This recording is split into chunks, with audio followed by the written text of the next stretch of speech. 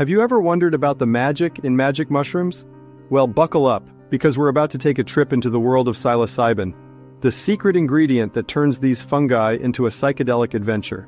Today we're diving deep into a topic that's as fascinating as it is controversial. Magic mushrooms, or as scientists like to call them, psilocybin mushrooms. We're not promoting anything here, but we believe in the power of information. So we're going to pull back the curtain and reveal some mind-blowing truths about these mystical mushrooms. From their origins to their appearance and how they're used, we're covering it all. We'll also delve into the effects they have on your body and mind, and trust me, it's not all rainbows and unicorns. We'll talk about the not-so-magical side too, like the potential dangers of an overdose. Whether you're just curious or you're looking to stay informed about drug safety, stick around. You're about to learn some trippy truths about psilocybin. Number 1. What is psilocybin? Psilocybin is a naturally occurring psychedelic compound that's found in certain types of mushrooms. These aren't your everyday pizza-topping mushrooms. These are the ones that take you on a psychedelic journey. When you ingest these mushrooms, your body goes to work, breaking down the psilocybin into another substance called psilocin. It's actually this psilocin that's responsible for the trippy effects. Think of psilocybin as the ticket, and psilocin as the actual psychedelic ride. So, in a nutshell, psilocybin is a compound found in certain mushrooms, and it's this compound that gets transformed into psilocin in our bodies, leading to those mind-altering experiences. But remember, while this might sound intriguing, it's not all fun and games. There are some serious effects and potential dangers that come along with this trip, which we'll get into a bit later. Number 2. Where did it come from? Psilocybin mushrooms are native to certain regions in the world, specifically Mexico, Central America, and parts of the United States. They're not just popping up in any old backyard. These mushrooms prefer humid, subtropical climates, and they're often found in wooded areas, especially in soils rich in plant debris and decaying wood. In Mexico, these mushrooms have a long history, with evidence of use dating back to prehistoric times. They were known as Tiananacatl, which roughly translates to divine mushroom, and in Central America they were used in religious and divination rituals. In the United States they're more commonly found in the southern states, but they've been spotted in various regions across the country. So while you won't find these magic mushrooms in your local supermarket, they're out there growing in the wild in these specific regions. But remember, not all mushrooms are magic, and some can be pretty dangerous. Number 3. What do they look like? Psilocybin mushrooms, when freshly harvested, have long, thin stems that finish in caps with dark gills on the bottom. The caps are dark brown at the margins and light brown or white in the middle, while the stems are typically white or whitish-gray. There is a noticeable shift in these mushrooms after drying. They often darken to a reddish-brown but occasionally retain a more off-white hue. Psilocybin is preserved and amplified through drying. Dried mushrooms are commonly seen for sale or consumption. There are many different kinds that can look different from each other. Number 4. How are they used? The most common way to use psilocybin mushrooms is simply to eat them. Yep, just like you'd eat a regular mushroom, although I doubt they taste as good on a pizza. They can be eaten fresh or dried, and the effects usually kick in after about 30 minutes to an hour. But here's the thing, these mushrooms have a pretty bitter flavor which not everyone enjoys. So to mask that taste, some people brew them into a tea. They just chop or crush the mushrooms, boil them in water for a bit, and then strain the liquid. The resulting tea can then be drunk on its own or mixed with other beverages. Another method is to add the mushrooms to other foods. This can be anything from mixing them into a smoothie to baking them into cookies. Again, the goal here is usually to mask the bitter flavor. But no matter how they're ingested, the end result is the same. The psilocybin in the mushrooms gets metabolized into psilocin, and that's when the psychedelic effects start to kick in. And those effects can be pretty intense, which is what we're going to talk about next. Number 5. What do they do to the body? This is where the trip part of the magic mushroom trip comes in. First off, let's talk about the physical effects. These can vary from person to person, and they can depend on a lot of factors like how much you've taken, whether you've eaten beforehand, and even your own personal body chemistry.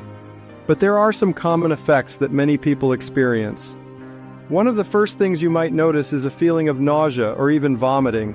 This is because your body recognizes the psilocybin as a foreign substance and tries to get rid of it. It's not exactly a pleasant start to the trip.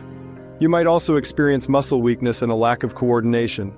This can make you feel heavy or sluggish, and it can make simple tasks like walking or picking up objects more difficult. It's one of the reasons why it's so important to be in a safe, controlled environment if you're going to use these mushrooms. So while the idea of a psychedelic trip might sound fun or exciting, it's important to remember that there are some very real, very physical effects that come along with it. And these are just the physical effects. The psychological effects can be even more intense, which leads us to our next point.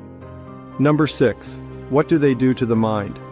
This is where the magic in magic mushrooms really comes into play. But remember, just like with the physical effects, these experiences can vary greatly from person to person and can be influenced by a number of factors.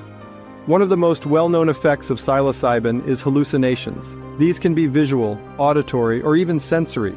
You might see colors more vividly, patterns might seem to move or breathe, sounds can be distorted, and you might feel sensations on your skin that aren't actually there. It's like your senses have been cranked up to 11. But it's not just your senses that are affected.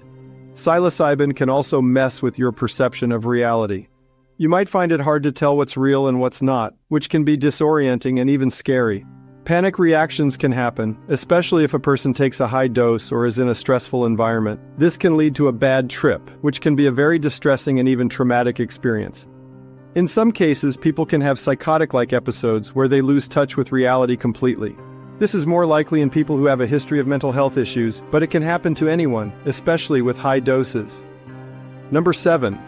What happens in an overdose? What happens when someone takes too much?